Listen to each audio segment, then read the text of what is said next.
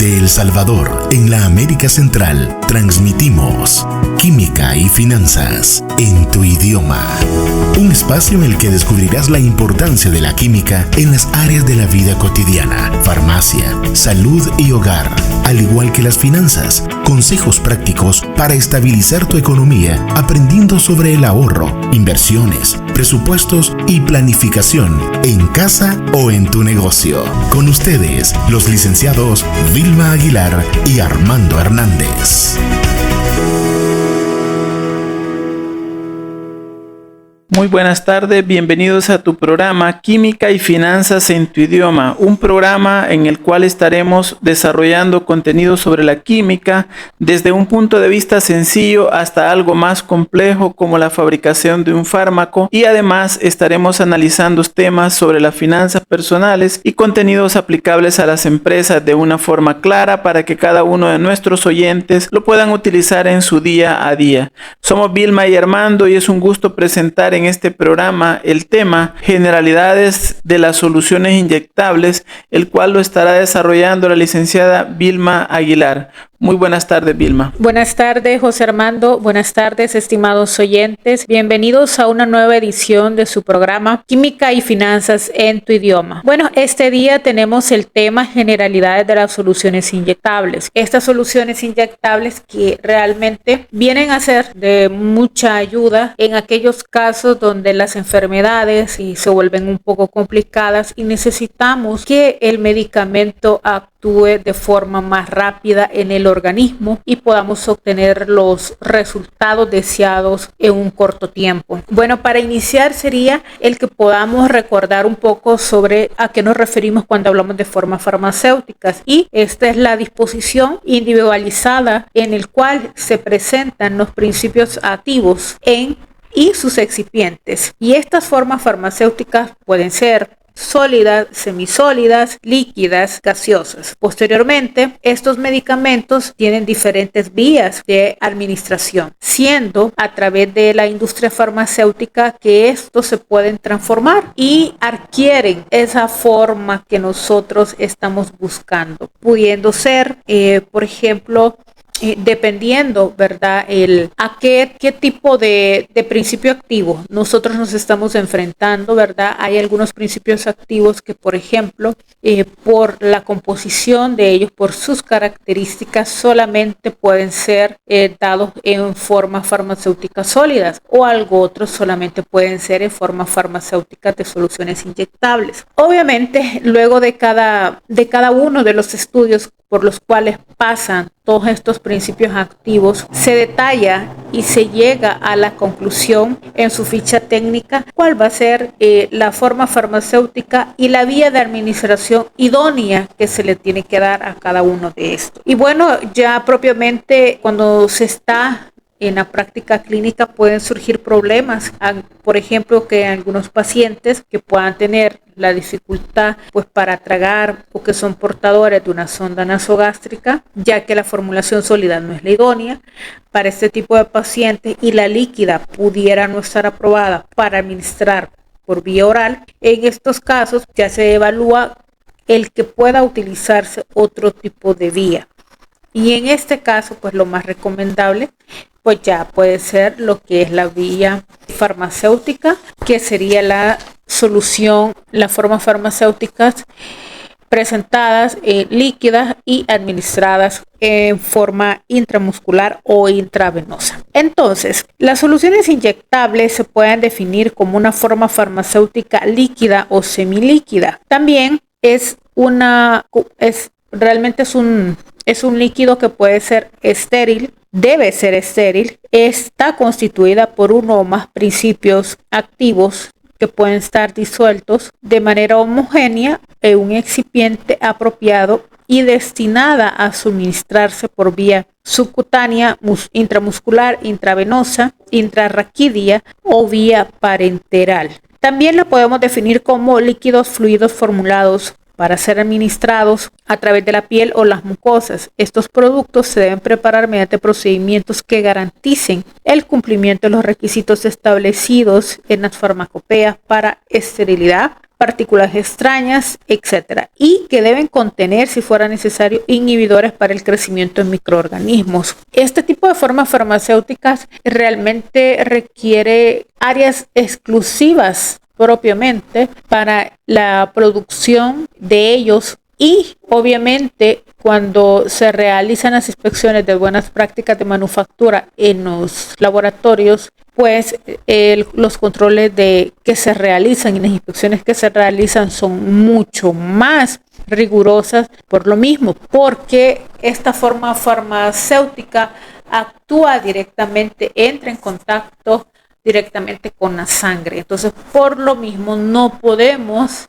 permitir que haya alguna contaminación en esta forma farmacéutica, y las áreas donde se estén produciendo tienen que ser áreas totalmente estériles, y propiamente el producto terminado final se somete a una prueba llamada también esterilidad, es decir, que no tiene que llevar no puede estar contaminada. Algo otro de los conceptos importantes de los cuales podemos hablar, por ejemplo, es que cuando nosotros hablamos sobre las emulsiones inyectables, nos referimos a preparaciones líquidas que son emulsiones de fase externa, acuosa o oleosa. Por ejemplo, los anticonceptivos, muchas veces los que son para soluciones inyectables, la mayoría son emulsiones, vienen en las preparaciones que son emulsiones. Las suspensiones inyectables también, que estas son líquidos de sólidos suspendidos en medios líquidos apropiados.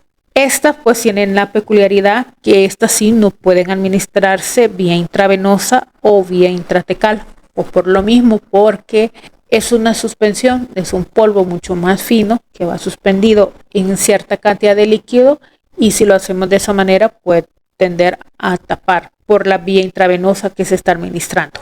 Entonces, es muy importante que podemos mencionar sobre la preparación de 5 tipos de preparaciones de soluciones inyectables, las cuales pueden ser propiamente las preparaciones inyectables, las preparaciones inyectables para perfusión, las preparaciones a diluir para uso parenteral, que estas pues propiamente son soluciones altamente concentradas, y tenemos los polvos para uso parenteral, que también se les pueden llamar liofilizados, y también tenemos los implantes. ¿Cuáles son los requisitos o cuáles son las características que tienen que cumplir estas soluciones estériles?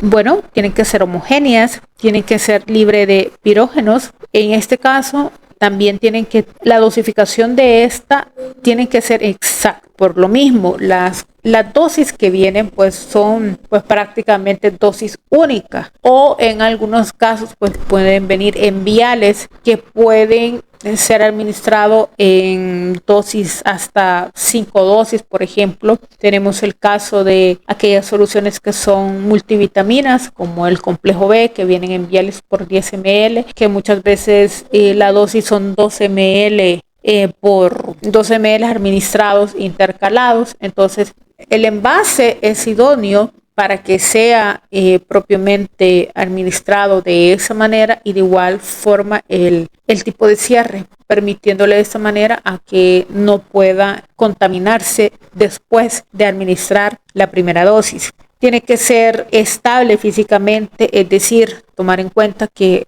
vamos a analizar su pH, su oxidación, calor, luz. Tiene que ser prácticamente indoloro. Esto se refiere a que pueda presentar neutralidad e isotonía, y tiene que ser exento de partículas extrañas. Casi siempre cuando tenemos una solución inyectable que pues por la naturaleza del compuesto activo puede provocar cierto dolor a la hora de estarla aplicando vía intramuscular, lo que se hace, o la mayoría de veces siempre viene acompañada pues por un anestésico, ¿verdad? Para que cuando se esté administrando el dolor que se pudiera llegar a sentir pues sea menos, o sinceramente pues no se siente. El pH es una de las pruebas que se les realizan a estas soluciones, y es muy importante, y al igual que en el caso de los colirios, pues la tolerancia fisiológica tiene que ser de 7.35 a 7.4, y las desviaciones del pH fisiológico pueden provocar lo que es el dolor, la inflamación y las lesiones. Es por eso que es una de las pruebas bastante importantes que se le realizan tanto como en controles en proceso, así como al producto terminado. El ajuste de pH lo podemos hacer a través de ácidos o bases o con soluciones reguladoras que puedan ser un poco toleradas, que no se emplean en grandes volúmenes, ni cuando el pH es cercano al fisiológico. Cuando nosotros pues hablamos de isotonía, este es particularmente importante en el caso de la vía intravenosa. Recordar que una solución puede ser isoosmótica, que este es un parámetro pues realmente físico-químico, pero no isotónica, que esta es una compatibilidad fisiológica en el caso que algún soluto pues pueda atravesar las membranas. Entonces, esta isotonía, que es una característica de las soluciones inyectables,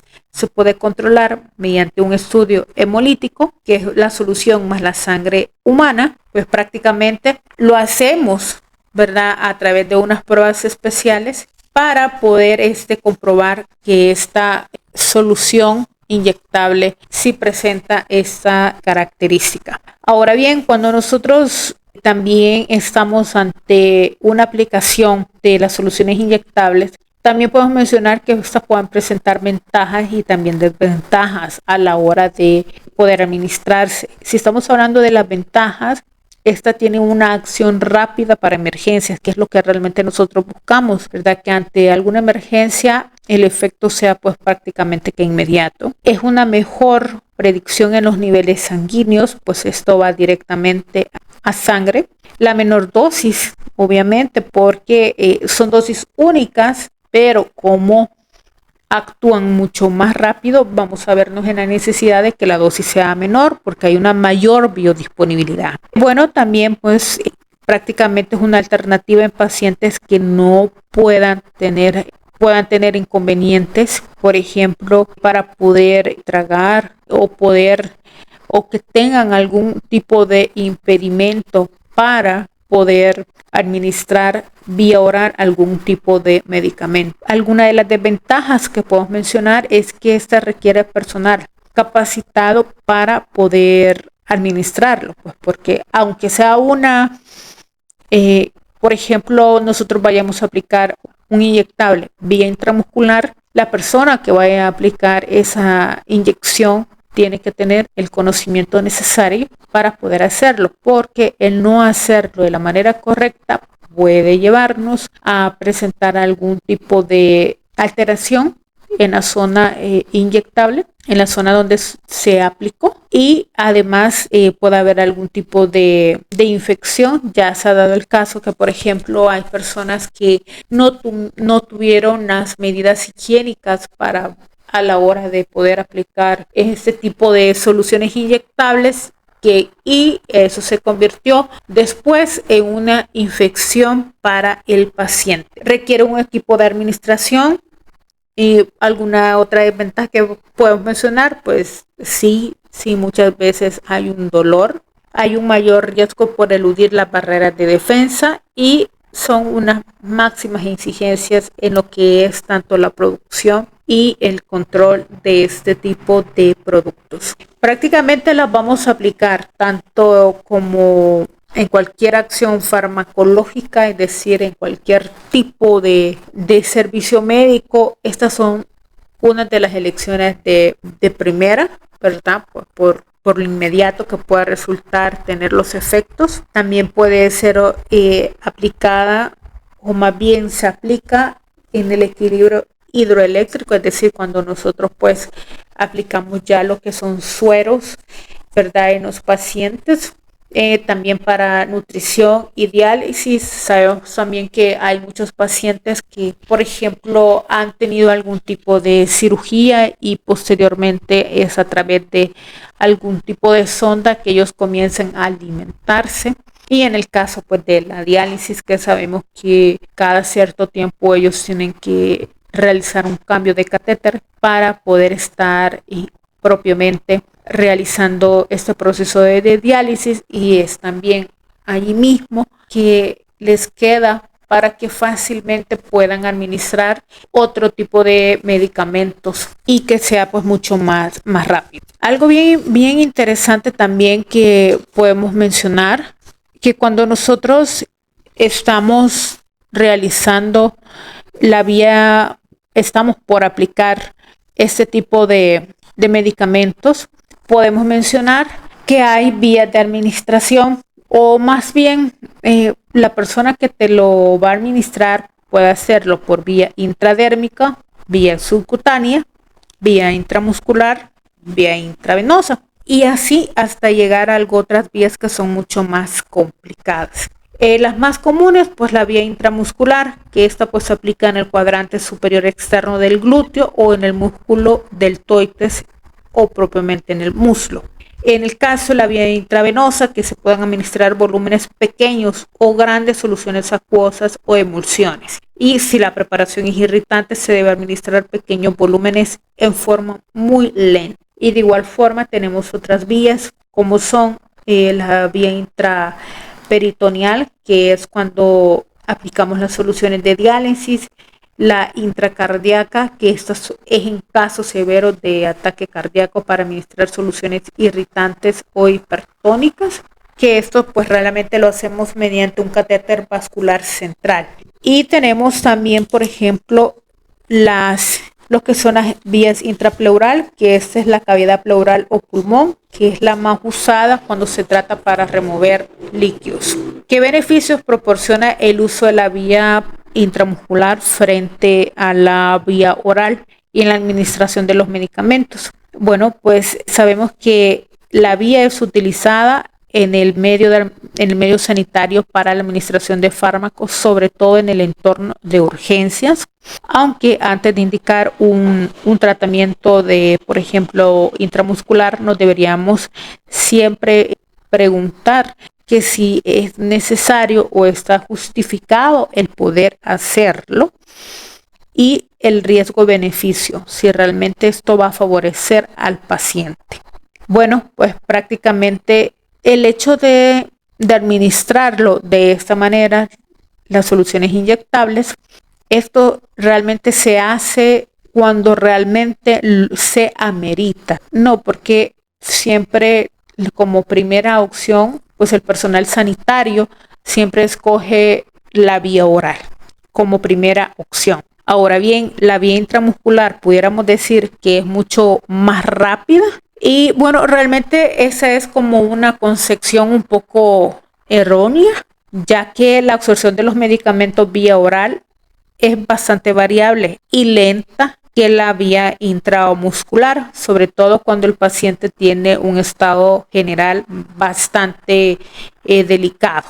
Entonces, lo que es la vía intramuscular o endovenosa puede garantizar niveles más altos y más rápidos del fármaco cuando se administra. La absorción y la biodisponibilidad de los fármacos puede estar influida realmente por distintos factores. Por ejemplo, podemos mencionar que en la vía oral la absorción puede verse modificada por la ingesta o por la metabolización hepática, y en el caso de la vía intramuscular por la solubilidad, la concentración del fármaco diluyente y el flujo sanguíneo del lugar de la inyección. Sin embargo, todos estos factores no afectan de forma significativa ni al inicio de la acción ni al tiempo hasta alcanzar lo que es la concentración máxima del fármaco. Y cuando nosotros estamos hablando de que cuando los medicamentos pueden ser mucho más efectivos y más potentes que cuando se administraran por vía oral, pues prácticamente todos los medicamentos cumplen una función realmente importante siendo administrados vía oral, siendo administrados vía tópica o vía así como intramuscular o endovenosa. Y es en los servicios de urgencias que cuando nosotros como personal sanitario podemos realmente evaluar y tratar de garantizar al paciente, de poder tratar cada uno de los diferentes padecimientos que estos estén presentando, y según las evidencias ya presentadas de inicio de acción y biodisponibilidad, no está justificado administrar, por ejemplo, analgésicos intramusculares en todos los casos. ¿Qué quiere decir esto? Que siempre es muy importante evaluar ese riesgo-beneficio. Y bueno, también las combinaciones de medicamentos cuando se administran en vía intramuscular, que si esta combinación puede resultar en eficacia. Bueno, si se elige la vía intramuscular, se debe evitar combinar medicamentos. En caso necesario, administrar cada medicamento en un lugar diferente para disminuir complicaciones derivadas de superar los volúmenes máximos recomendados. ¿Qué quiere decir esto? Que aunque el medicamento puede ser administrado por esa vía, pero no es lo mismo, por ejemplo, cuando nosotros tenemos ya una dosificación vía oral en las cuales hasta podemos tomarnos al mismo tiempo 5 tabletas diferentes. En el caso de las soluciones inyectables, no podemos estar aplicando, por ejemplo, al mismo tiempo 5 veces un medicamento diferente vía intramuscular.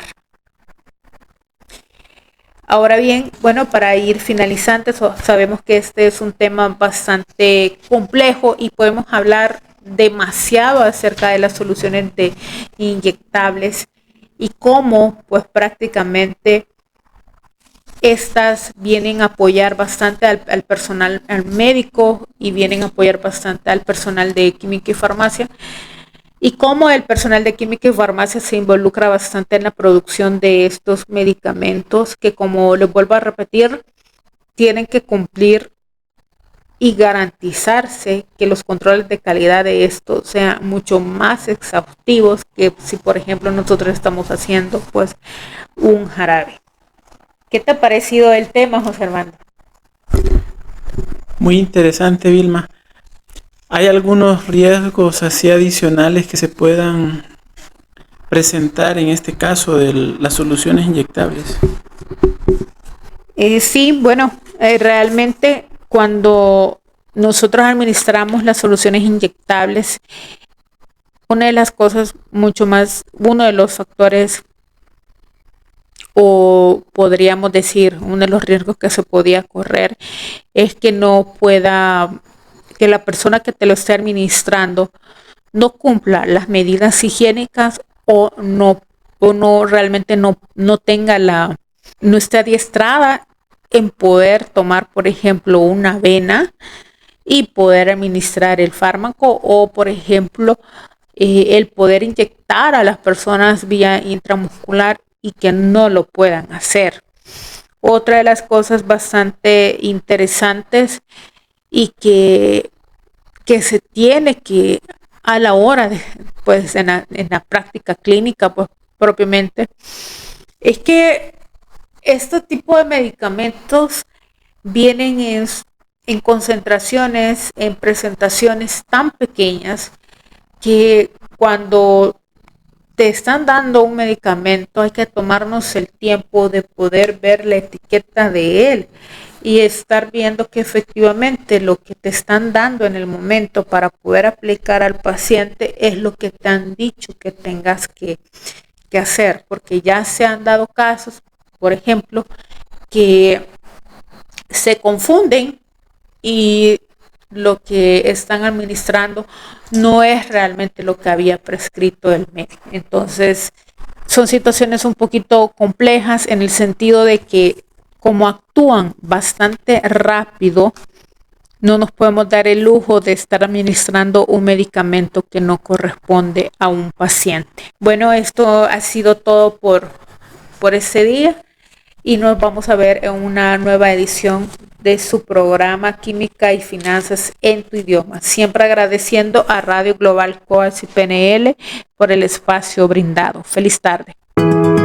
Gracias por tu sintonía. Para contactarte con nosotros, escríbenos a info@ahabucon.com, en Facebook, A&H Auditors Business Consultants, y en Instagram, AHAbucon. Hasta la próxima, cuando nos encontremos en un nuevo episodio de Química y Finanzas en tu idioma.